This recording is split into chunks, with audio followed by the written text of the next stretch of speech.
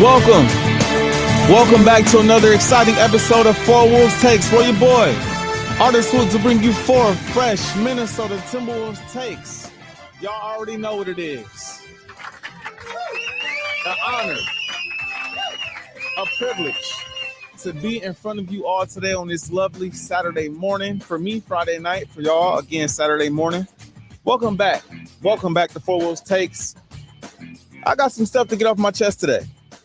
The Wolves, man, I mean, dude, like sometimes, full transparency moment, man, sometimes I don't know what to say. I just don't know what to say. Like, on one end, it's like, all right, they done. It's easy to write them off. They done. It's a wrap. I've seen enough. And then on the other hand, it's like, yo, they winning. 8-game win streak. You never know what they can do. You never know what they can accomplish. I'm looking at the rest of the conference and I'm like, yo, they can make some noise. And then they follow it up by losing back-to-back games against the Pelicans, or first the Pacers, then the Pelicans. So the first thing I got to say, man, I just a fan's perspective, just as a fan, bro, I got to say it, bro. The Wolves are the most frustrating team to watch, bro. And I don't mean the worst team. Like, we understand there are worse basketball teams than the Minnesota Timberwolves. Like, we understand that teams are playing a worse brand of basketball than the Wolves. I'm not saying that they are the worst team by any stretch. But what I am saying is, like I said before, you don't know what you're going to get from them. I think that's the hardest thing for me to cope with. Like, you don't know what you're going to get.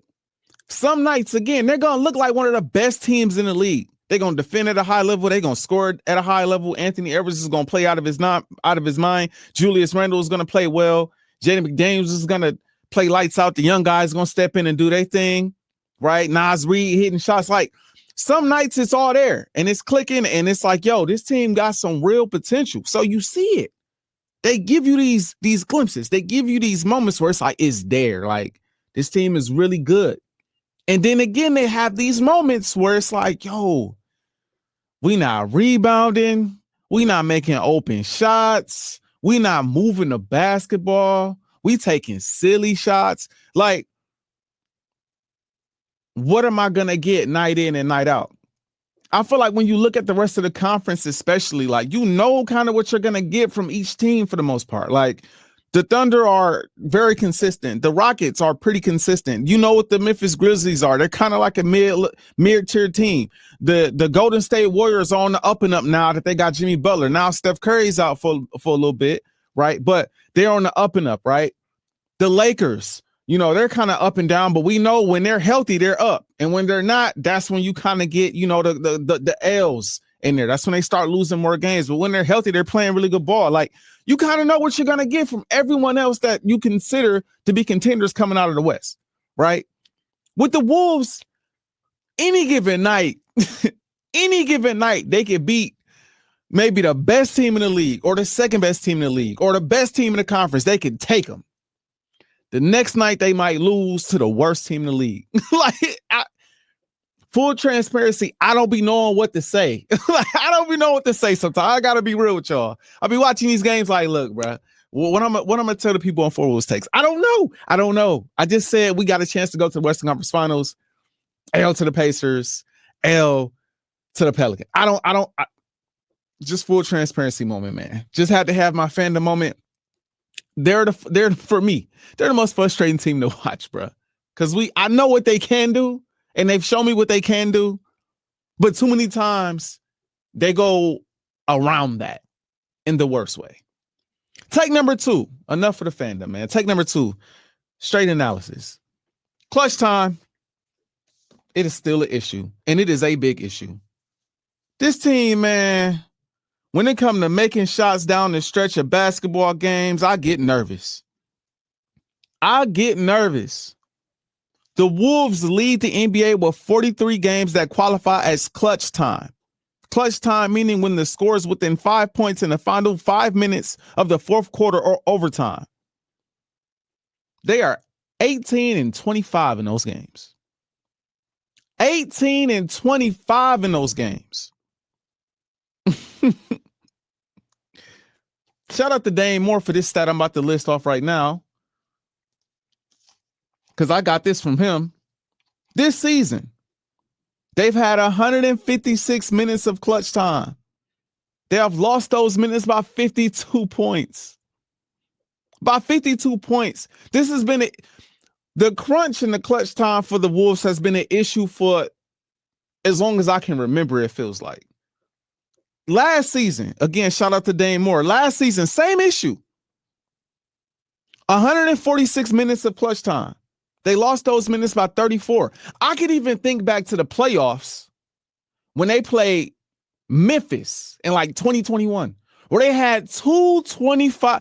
I never in my life seen a team blow 225-point leads in one game. They blew 225-point leads in one basketball game. This is a different team. This is with D'Lo and Cat. Anthony Edwards is still there, right? Like, this is a different team. Same result. Like, in the games, it's an issue. You think back to the playoffs this past year, right? This past year, the games that they won, for the most part, it was blowouts. It was blowouts. Like, they ran through Phoenix like it was nothing.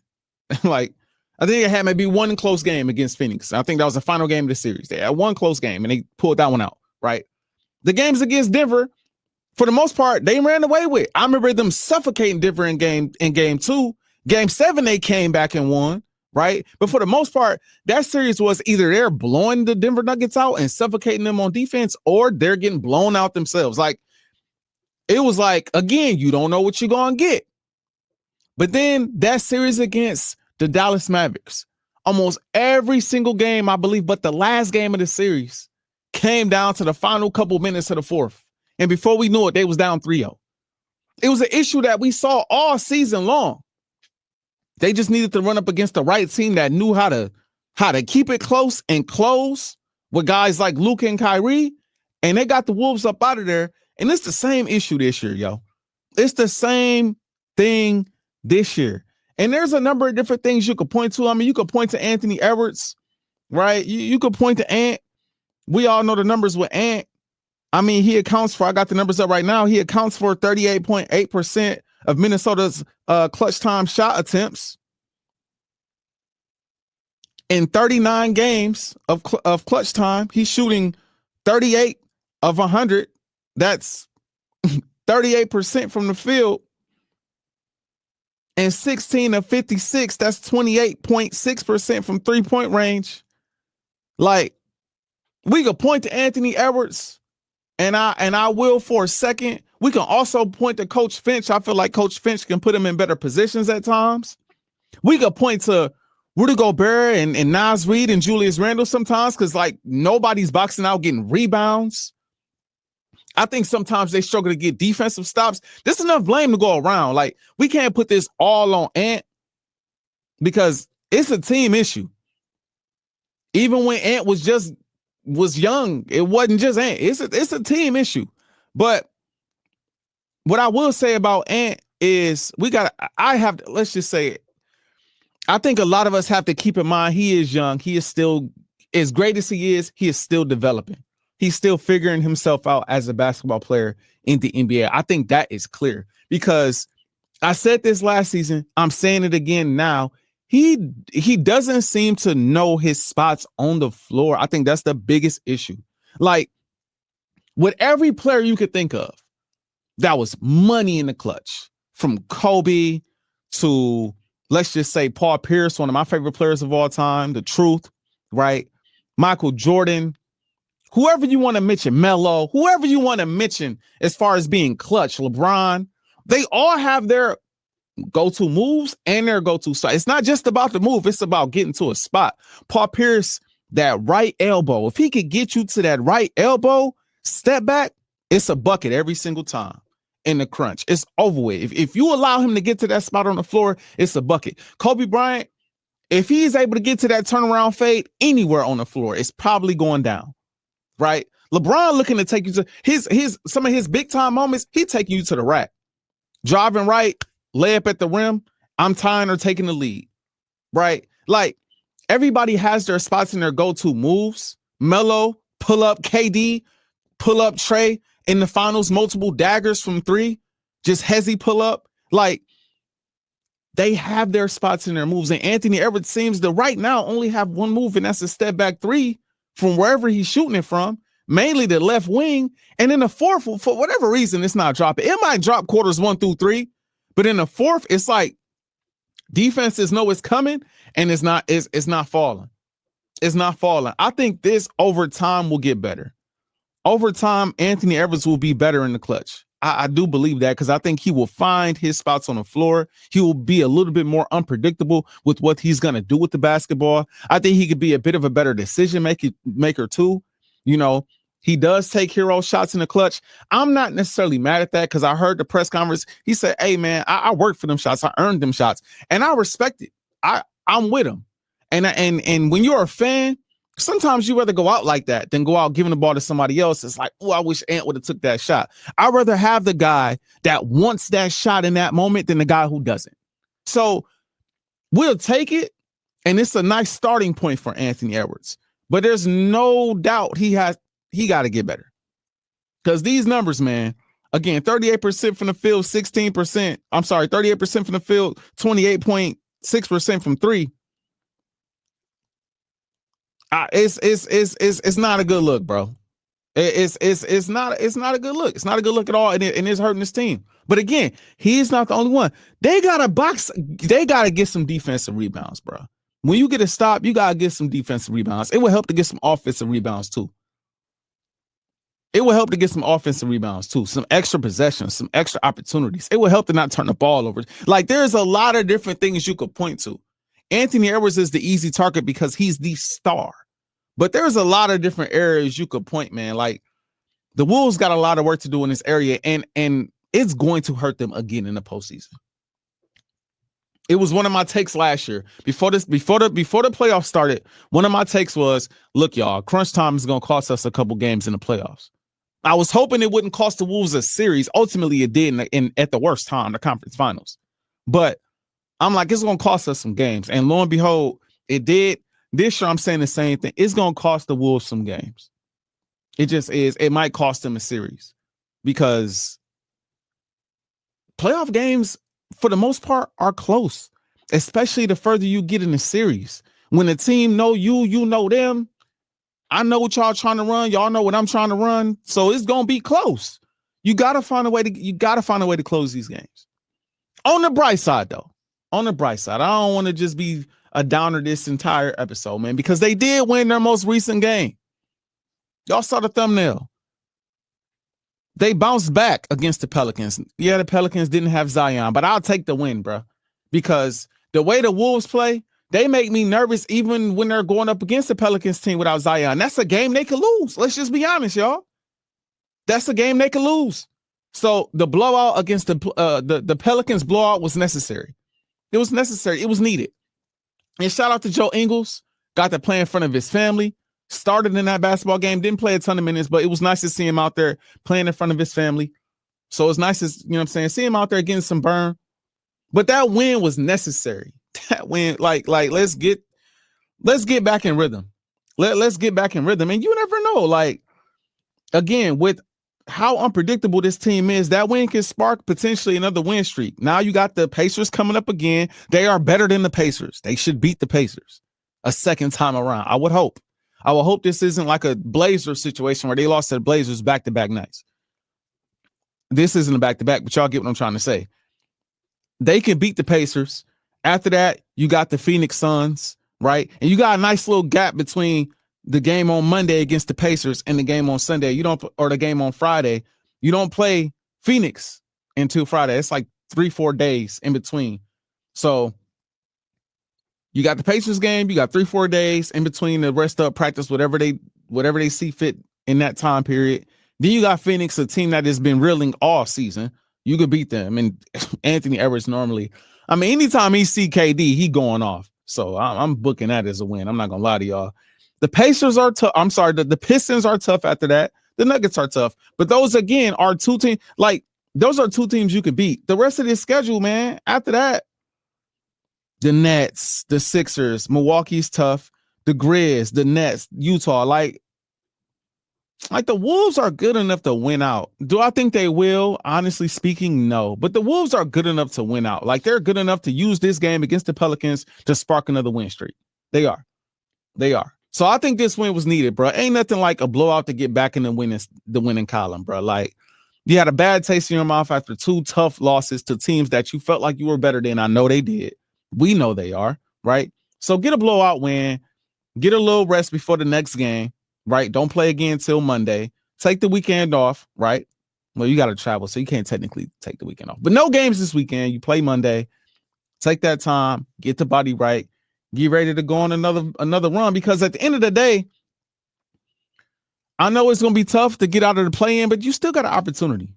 You still have an opportunity to get out of the play-in, I believe. I mean, the Warriors have been kind of on the Wolves' neck all year. But in April, they got some tough games. They got the Grizz. They have the Lakers, who I think will be healthy at that time. I'm hearing LeBron will be back this weekend, right? And Luka's probably going to play that game. They got the Nuggets. They got the Rockets, right? And they got the Clippers to end the season. The Clippers going to be fighting for their season still. So it's not impossible to get out of the play-in. Not impossible. You know what I mean? It's still there. And the Warriors now without Steph Curry for a little bit, right? So we'll see how they look without Steph for a few games. I don't know how long he's out yet, but we'll see how long. We'll see how they look without Steph for a couple games. The window of opportunity is still there for the Wolves. But last take of the day, speaking of that window of opportunity, I'm at the point with the Wolves where this is how I feel. Whether they're the 6th seed or 7th seed, I'm not concerned.